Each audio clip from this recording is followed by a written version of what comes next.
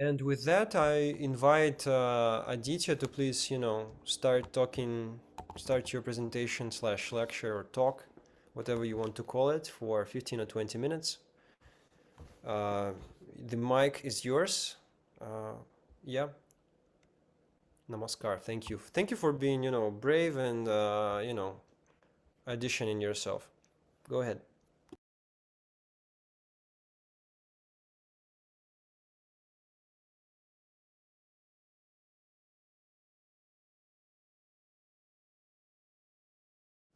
Aditya, are you here? Can you please unmute your microphone and turn on your camera?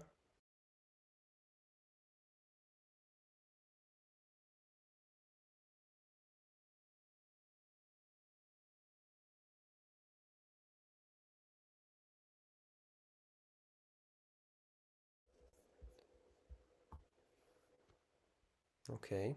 Aditya, are you here?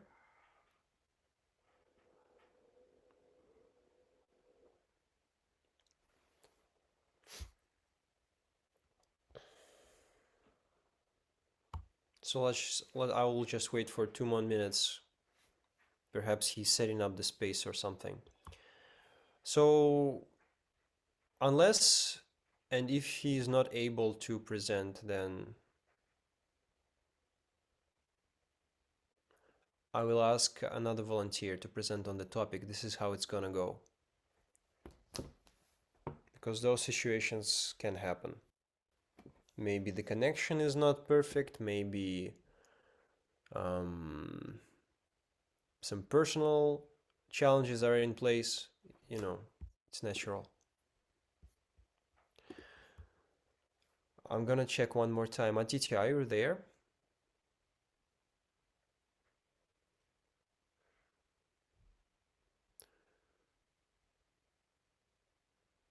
Okay. While we're waiting for Aditya to set up, does anyone have any questions, comments, or anything for me or for maybe for Acharyas?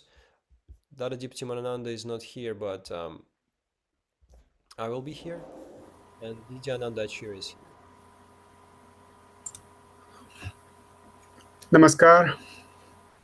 Namaskar. Can you please put on your camera, Aditya? One sec.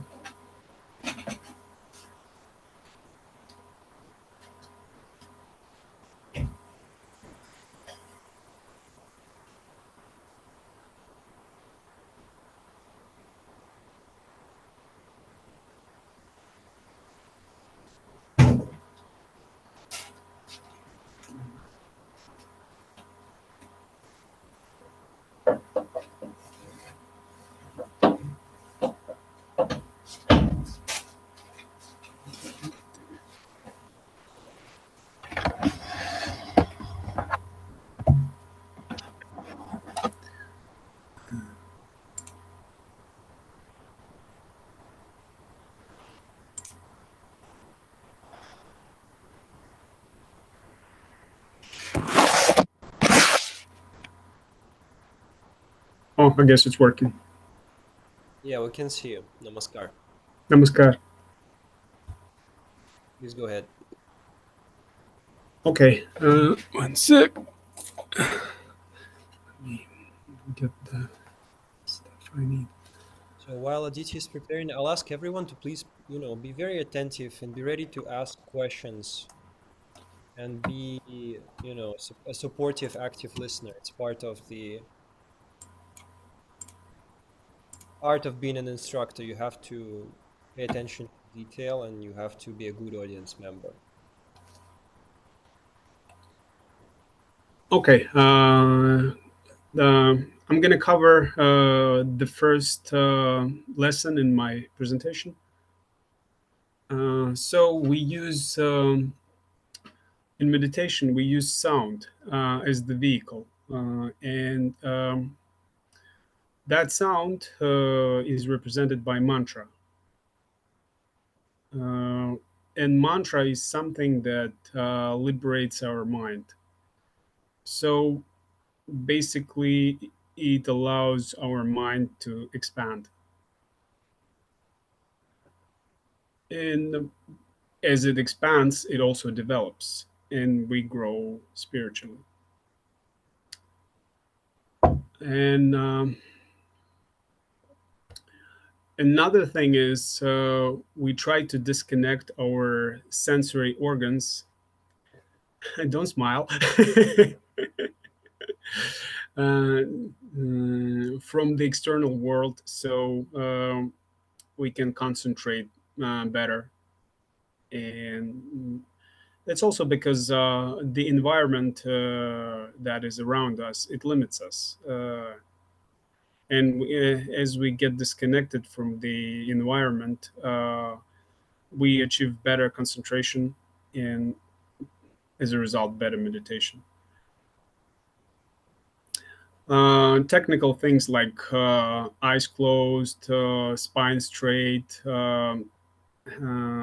Khichari mudra, they also need to be there.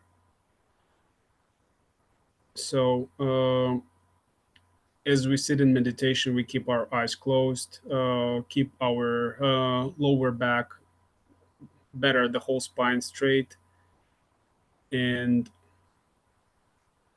we imagine ourselves in a beautiful place, such as mountaintop or by the side of the ocean, something like this. And as we imagine being there, we relax a little bit, and then we concentrate on our breath. After like doing this for a certain time, we concentrate on our breath and just concentrate on inhaling, exhaling for some time. And after that, we transition to the mantra, where we start mentally repeating our mantra and concentrate on the mantra itself. And the mantra, it represents the idea of infinity. And we try to, through repeating the mantra, uh, we try to merge with the idea of infinity.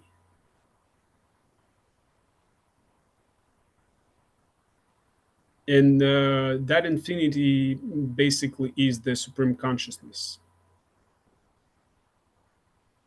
So we try to merge with the supreme consciousness by repeating the mantra and concentrating on the sound of mantra mentally. And that's the brief overview of the first lesson. Questions, suggestions? Thank you for your presentation, Aditya. Concise. Does anyone have any questions for Aditya? I wrote some, but I will, you can go ahead and ask. Please, kindly, in reactions, just raise your hand and ask Aditya. There are no bad questions, too. It's important that we take this time to be really thorough and precise. And if you ask a question and you hear the answer, you both will benefit from it. Not just you both, all of us will really benefit from it. Oh yeah, it's like teamwork.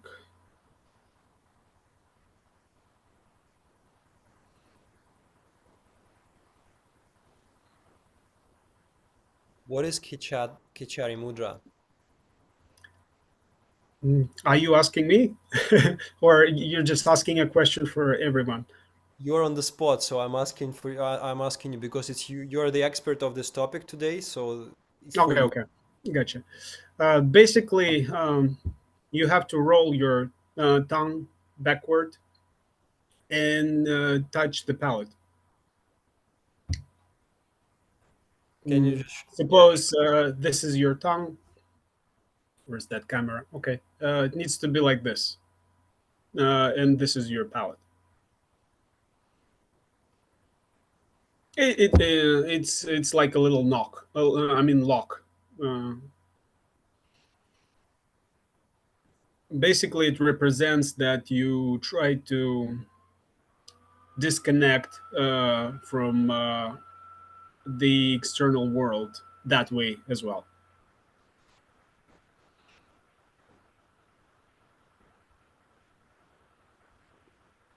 Does anyone Uh, want to ask any question? Anna. any comments, Okay, questions? Anna wants to ask, and then Hello. Japesh. Yeah. Yeah, I have some question. First of all, thank you for your presentation. Thank you. And um, I want to ask you about my practice. Um, Sometimes I want to cry. Why it is happen? Why you want to cry Uh, during meditation, yeah, or just in general? yeah. During meditation, When I do my meditation, yeah, you mean your tears are starting to come down, or yeah. well, it's really you who could know yourself best of all. But I know. I can only, suppose that your emotions they get released. Mhm, You probably hold them tight mhm.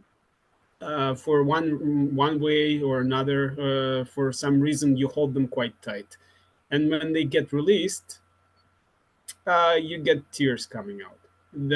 That's only an assumption. I mean, I had that too, and that was because of the certain emotions that I would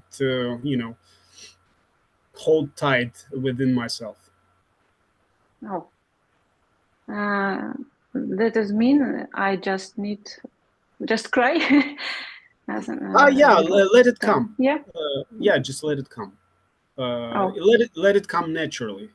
It will come and go as you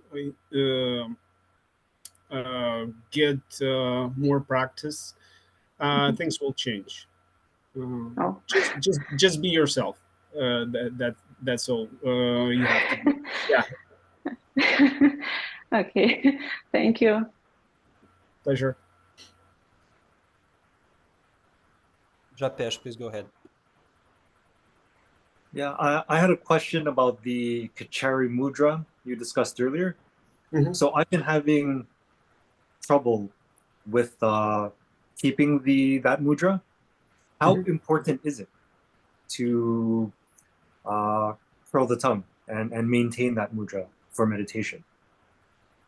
Well, Because even the mhm. times, sorry to interrupt, because even the times that I try to maintain it, I find it distracting.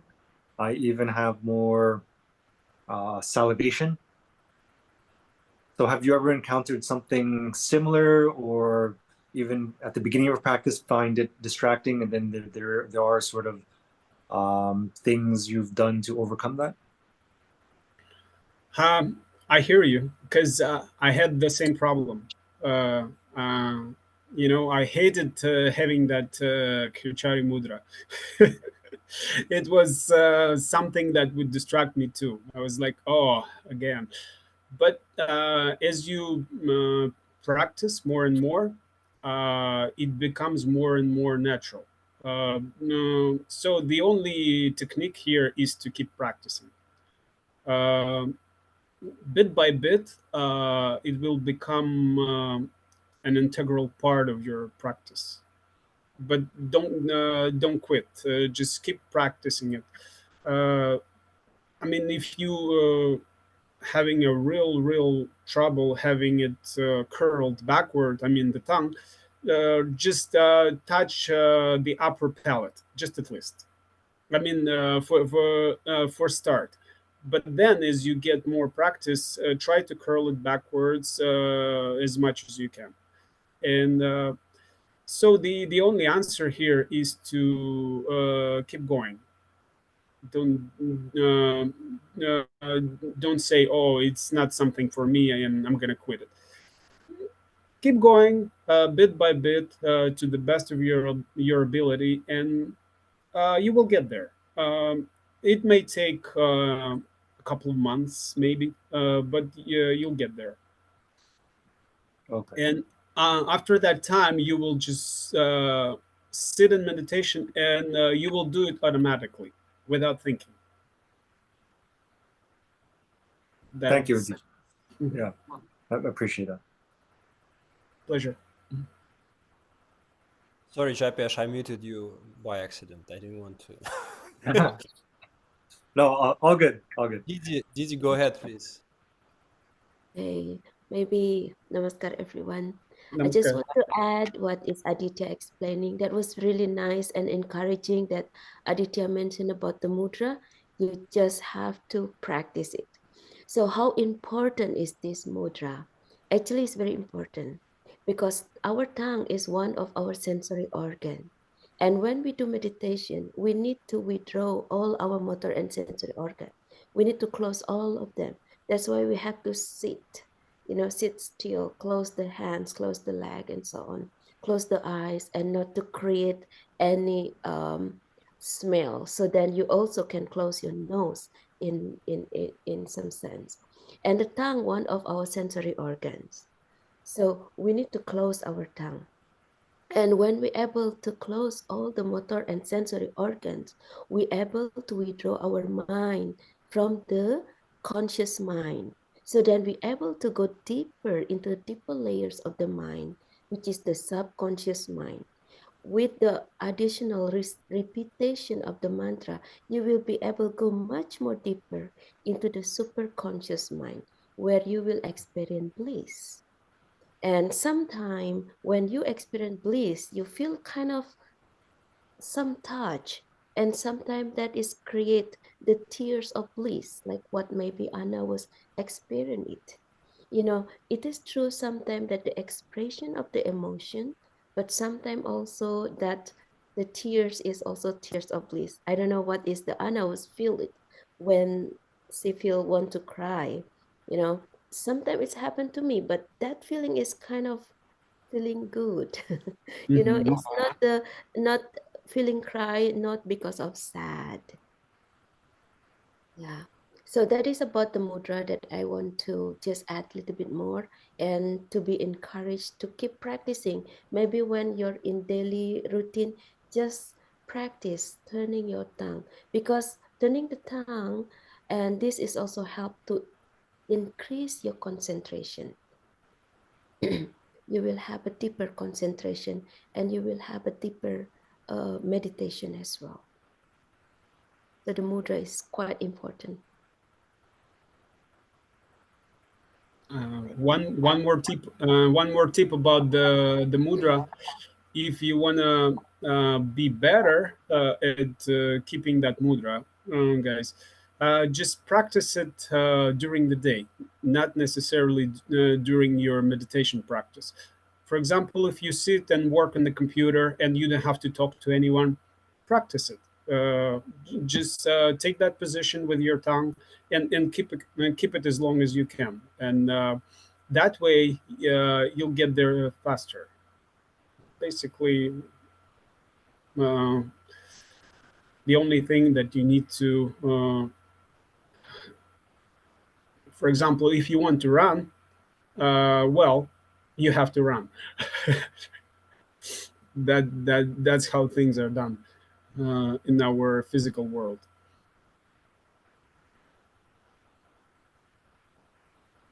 Okay. I had this question for you. What are the two important qualities of the place that we visualize in the first aspect of our meditation you were talking about? Yes, the place that we imagine needs to be vast. It needs to be huge, huge. So there are no obstacles, and our mind can expand. That's the idea of this imagination. And the other one is that we need to be there all alone. No one else, just us. This way we can concentrate much better. Great, thank you. Also, two questions. In regards to, beginners, when you talk to beginner practitioners, they will ask those questions, I think. How long should we meditate for and how many times per day? Well, as long as you can, but not less than 5 minutes. Basically, 5 minutes is the least amount of time you should meditate during the day, and twice a day. If you can meditate more than twice a day, but at least twice a day and at least 5 minutes. What is more important, intensity or regularity in the beginning? Obviously, as you begin at your first stage, regularity is more important because it creates a habit. And once you get there, you can increase the intensity. So you go from regularity to intensity, not vice versa. So why is regularity so useful? How does that help a person to develop uh, the habit, as you say? because our minds, they're they like things to be more or less organized, and as we make it organized and keep it at the same time during the and practice for a certain amount of time, uh, our minds, they get used to it, and practice becomes smooth and deeper. Basically, it improves the practice. Thank you. What is the main principle or law? Dada Sadananda in the English version calls it a law of meditation. In Russian, he calls it the principle. Yeah, they call it psychological law or the law of meditation, but the bottom line is what you think, that you will become. And that's why we need to concentrate on the idea of infinity or supreme consciousness. Just one more question. Please. So one question about why should we, that's a good, I was leading into it. Why should we meditate on supreme consciousness? And how could you else describe this to a person who is new to this term or wording? I see what you're saying. Basically, supreme consciousness is a little bit abstract for someone who's new to this. Um you can concentrate on love, because supreme consciousness is love. Uh, Supreme consciousness is also happiness. You can concentrate on happiness. Basically, it's like an entity that has many faces. Uh, it has love, it has happiness, it has joy, uh, and you just use one of those things that are comfortable for you and concentrate on that. But the as you practice more, you just think of supreme consciousness as uh, the idea you want to concentrate on.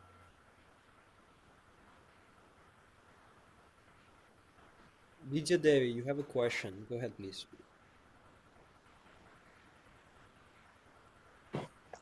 Namaskar. Namaskar. I have a question. What to do if imagination is not working that well?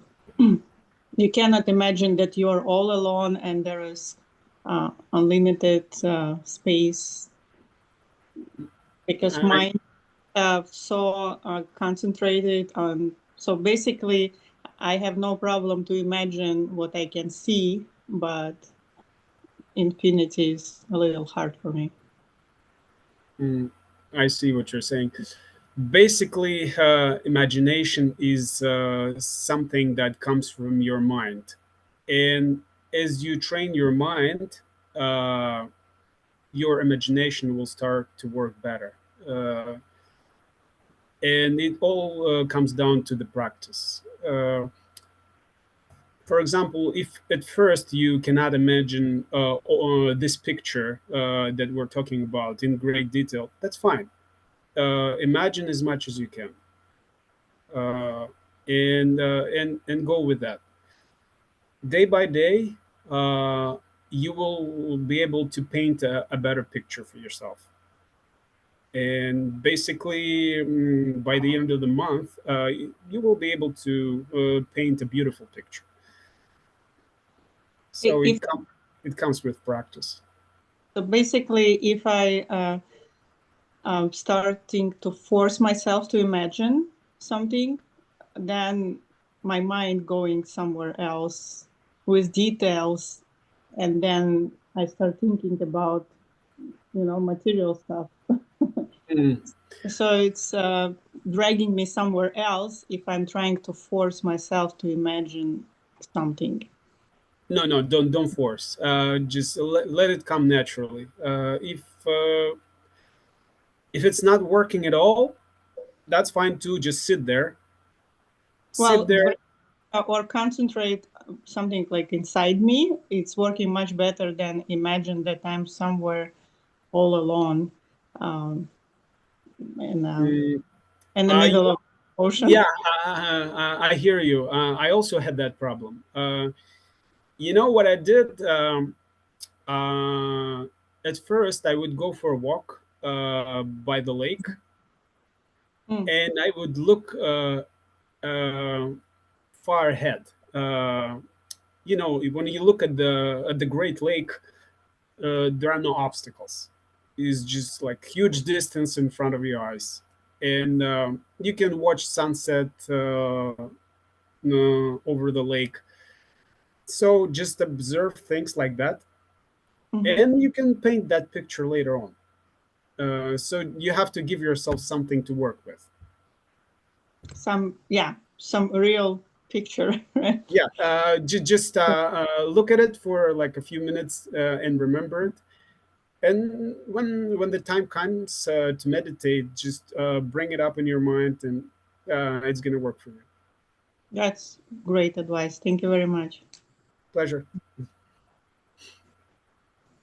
Great question, Vidya Devi. Thank you.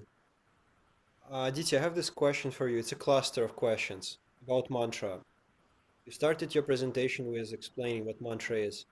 My question to you, what mantra do we use? What language is the mantra in? And yeah, can we let's start with this. Okay, we use the universal mantra, which is Baba Nam Kevalam, and we can translate it to love is all there is for a simple understanding. But actually, it is supreme consciousness is all there is. And Okay, the language is Sanskrit. this is my next question. Why do we need a Sanskrit mantra? Why not love or joy or peace? Why a Sanskrit mantra? What do you think? Well, Sanskrit has been the language of spiritual service, and it, it's the language that was specifically made for that purpose. That's why we use Sanskrit. You said that this mantra is universal. What makes it universal? Anybody can use it. You don't have to be initiated to use that mantra. And you also can say it out loud during kirtans. That's why it's universal. So basically, it's okay to share the mantra with each other and use it in all possible scenarios.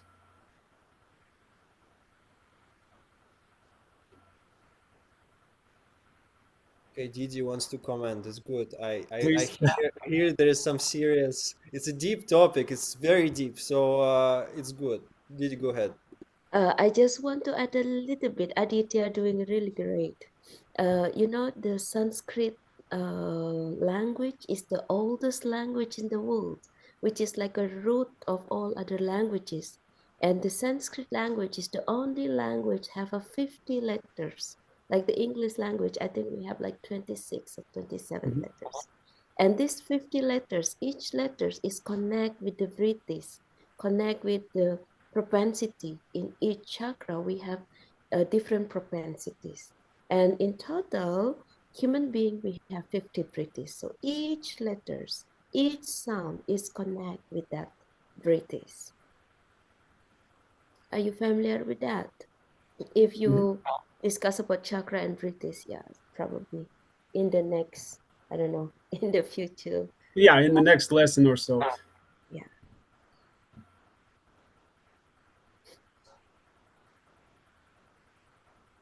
yeah, that's I know that you translated, but what's the translation of mantra? Can you? The translation again is supreme consciousness is all there is. I mean, Baba Nam Kevalam. No, I mean the mantra of this word. What does it mean? Oh, the mantra, the word mantra itself is made of two syllables, and man is mind, tra, something that liberates. Basically, it liberates the mind and Boy, lets you're it. good. What's that? I said you're good. Thank you. Thanks, bro. All right. I don't think I have any questions. So guys, go ahead and ask. Oh, I have one last one. Mhm. What is the? It's a technical question. So what is the sequence or stages of performing a meditation? Technical steps. Like when you explain the technique of basic meditation technique with Baba Nam Kevalam to someone. Mhm. Uh, it's much better to start with Lalita Marmika. Just at least for a few minutes, sing Baba Nam Kevalam and do Lalita Marmika dance. Uh, you can watch the video. It's very simple. Really not much to it. Aditya, we will cover it later on. Just please go through the steps of the silent meditation itself. Okay, you specified now. You specified because Yeah. for me it's the whole process, not just the silent part. So the silent part, you sit in a cross-legged posture. Um Keep your palms together, uh, spine straight, eyes closed. Take Khachari Mudra, and then start imagining yourself in a vast, beautiful place. And then mm, after you're comfortable with imagining yourself in that place, stop imagining and concentrate on your breath. Concentrate on inhaling and exhaling. Imagine how the flow of air comes in and comes out. When you're happy with that, then you transition to mentally repeating mantra. Uh, so you inhale and say Baba Nam, then you exhale and say Kevalam. So you do it in two parts. Exhale Baba Nam, exhale Kevalam. This way, mantra works together with your breath, and you go into deeper meditation, and concentration is better.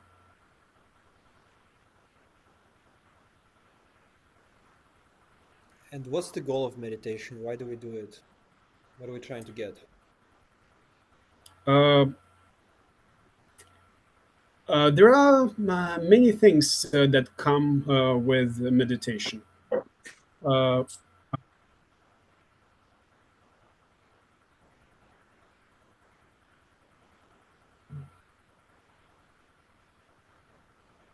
Yeah, please Dada continue. joined us. So there are many benefits that come with meditation, but the spiritual goal is to evolve spiritually. Uh, that's the end result. But before that, there are also many practical benefits that come with meditation.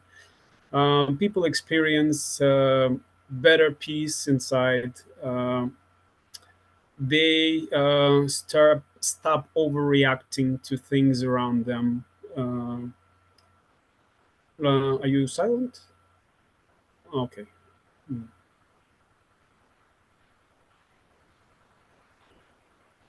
And basically, bit by bit, you become a little different person. Uh, but it takes time and practice. Yeah, I think I don't personally don't have any more questions, so thank you, Aditya. It's good. Does anyone else want to ask any more questions? Let's give one more minute to everyone, and then if we don't have any more questions, then Didi can go ahead and comment, maybe add something or whatever feedback she wants to give.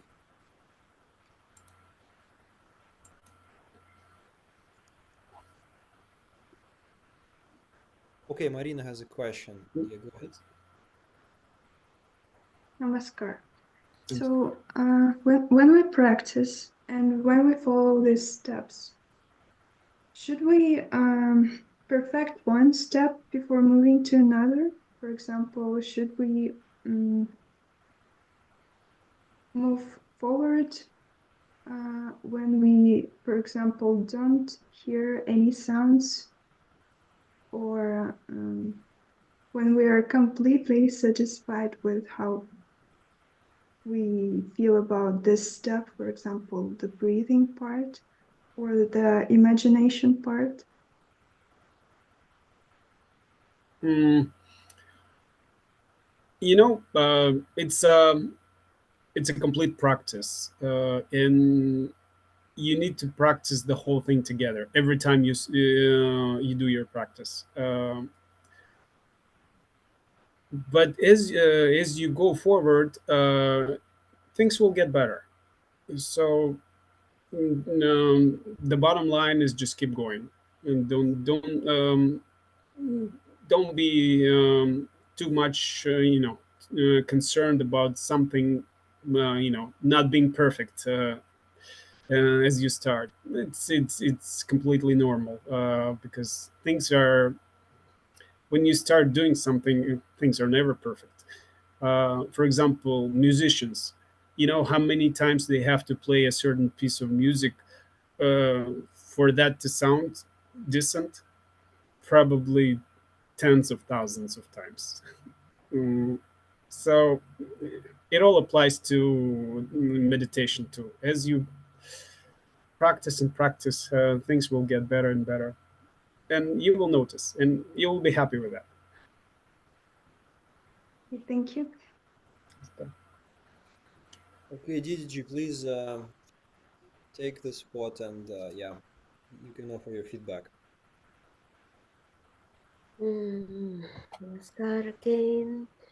Actually, this session is quite really good. Aditya explained really well, and Nirmal was very nicely asked the questions. So Aditya can give more explanation into that. And I guess all the questions from all the participants was really good and it's quite very lively. So good job, everyone. You know, in the beginning, I didn't know that the session is going to be like this. I thought that Nirmal kind of give the class every session and there will be discussion. So actually it will be taking turn, yeah? Yes, Okay. yes, yes. This is mandatory. This is compulsory. I see. Okay, so this is kind of the exercise, which is really good. And yeah, I think a good encouragement, everyone is learn before presenting, and then, getting the exercise by answering the question. All is really doing great. And I'm so happy to see everyone here. It's so inspiring. Keep it up. And we'll try to get more people to join this satsang, this session. So more people will benefit it into that. And who will be next week? And what will be the topic? So the next topics will be on the videos 2 and 3, which are on concentration, and specifically what is meditation and what is concentration. And video number 3 is, if I'm not mistaken, on the posture. So we need two people. We need two volunteers. Aditya, thank you for Thank being you. the brave one. The Adi means first, no? Adi Dev. Yep. The first god, the first divinity. So there you go. You live up to your name. Thank you. So please, who will do the second? Who wants to take the second video on concentration? It's a very important one. The first one is really important, and the second one, these are the key videos. I can do that. Okay, so Padma, you So will take number 2. rephrase that. Not I can do that. I'll try to do that. Okay, you will do Take out the word can. I will do my best to do it. Okay, no sweat, no sweat. Thanks for being responsible. Just to encourage you guys, it's not very difficult. It's you just think about it, watch the video, think about it, maybe take a few notes, and then you just tell the story and share your experience. That's also important, and the rest of it comes naturally. Yeah. Thank you. I think I do struggle with concentration, so that's a good. Yes, yes, yes. Everybody, this is very important. This is key. Dada Sadananda calls it the philosopher's stone of meditation. So yes, it's key. Yeah. All right. So Padma will take video 2. Who wants to take video 3 on the pose? It's short, so it's not going to be much work. It's just those videos are 10 to 15 minutes each. 20 minutes max. And if you don't volunteer, then I will volunteer you guys. So please go ahead. I can volunteer for that one. Japesh will volunteer. Okay, you're on the deck. Okay, so for the next class, video number 2 will, how do you say? Padma will take it, and Japesh will take number 3. So this is for the next class. All right, very good. Does anyone also, I wanted to remind you guys, please, for this class and for your own personal practice, it's very important to keep your diary, meditation diary, which means reflect on for 21 days. It doesn't have to be during the whole course, but 21 entries you should have, 50 to 100 words. It can be very short. Just reflect, how's it going? What insights, thoughts, feelings, emotions, even your life events are happening? What's going on? What do you process during your meditation? This will help you to really understand what's going on inside of you. But of course, the priority is doing the technique, performing the technique as it is in this wholesome way. But please reflect, see, notice changes that are happening, and write them down. You don't have to share them with me. It's going to be optional in the end, especially for those who want to take the exam. It's a good practice to be able to do that. Yeah. You're talking about the things that come to mind only during meditation, right? Yeah, generally just describe what's during your meditation, how's it going on.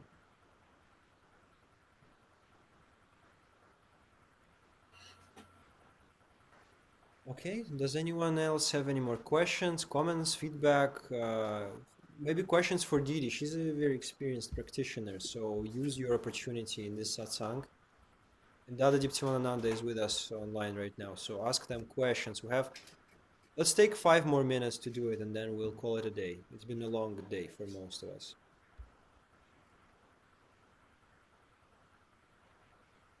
What do you say? You want me to ask them question? No, I want people to ask you your question. Yeah, question. Okay. If you want to ask a question to anyone, you can. Go ahead. Okay, no problem.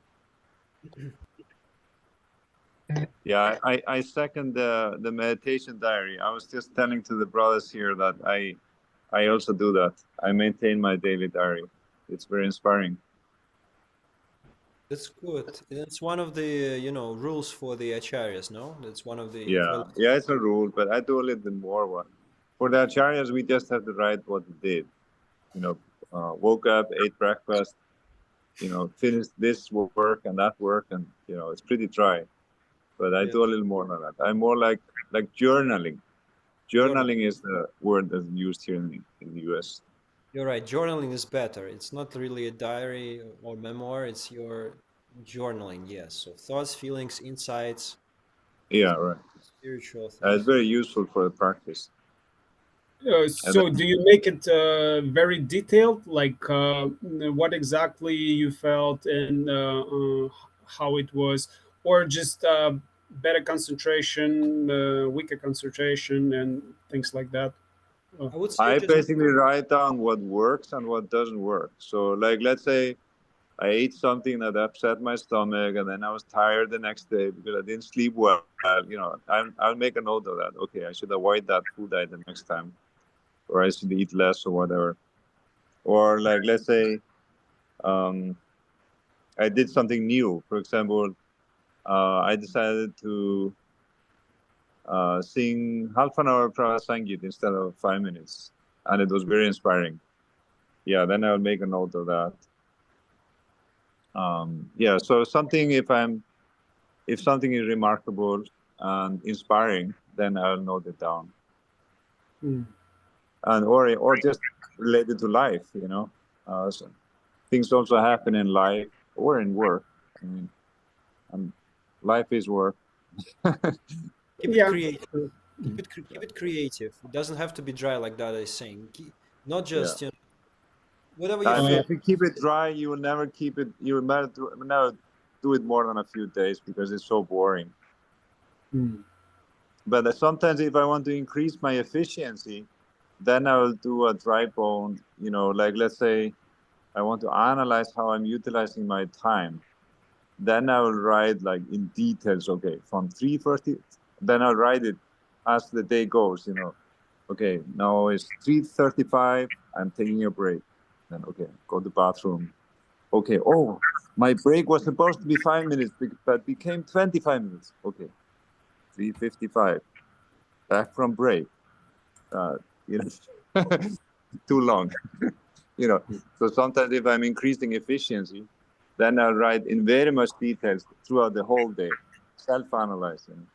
So there's different types of diary you can make.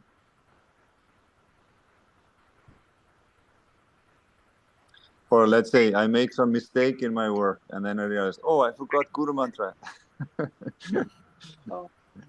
Yeah. Okay, I'm talking a lot. No, that's good. That's good. Thank you for experience. That's good. Thank you. I would say keep it yours. Be you. Be authentic. Share whatever feels natural comes to you. Just as a rule, to keep yourself disciplined, 50 to 100 words for 21 days, just to create this habit. Just give it a try. And also, if you're sharing with others about meditation, you should know how it's beneficial for you specifically, coming from your experience. You won't be able to inspire anyone unless you yourself know how it works and you understand it deeply and you get yourself inspired first. And if any of you is a student, my professor in my master studies, he used to always recommend us write a diary, get used to write down your feelings and thoughts, because then when you have to write an academic text or a text for your work, you're already used to create a flowing text. So it's a very good exercise in creating a flowing text to write a diary.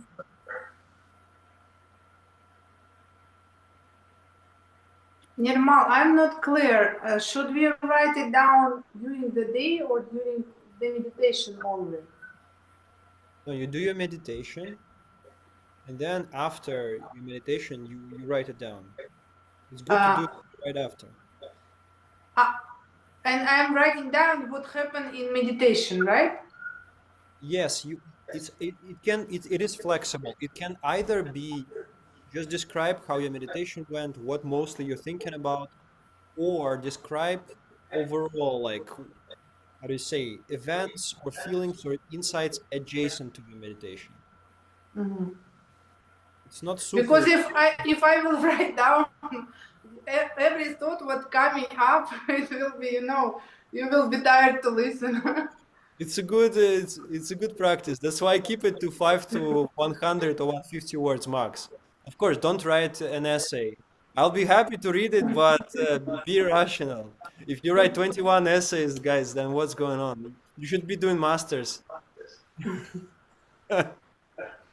I think like what Nirmal saying, it's just be you. So like after meditation, how you feel? Oh, you feel good. Today my meditation is good. Why is this good? Oh, maybe because I did asanas in the morning or whatever, you know. And sometimes also when you do meditation, there are some inspiration came and you can write down that inspiration. Or maybe you have some intuition. It's kind of interesting to remember that.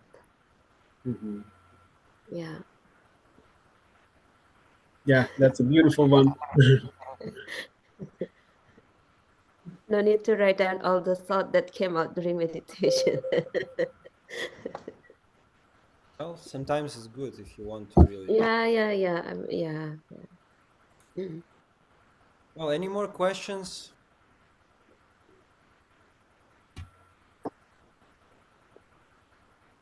Okay. Thank you, everyone, to all the participants. I'll now stop recording.